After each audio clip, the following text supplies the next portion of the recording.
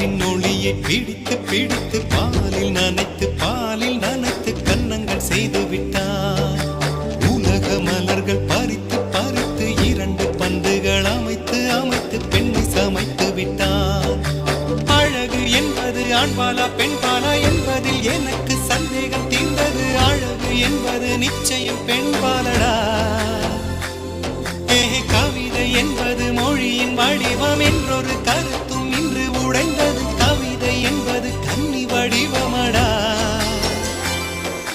மின்னலை பிடித்து மேகத்தில் துடைத்து பெண் என்று படைத்து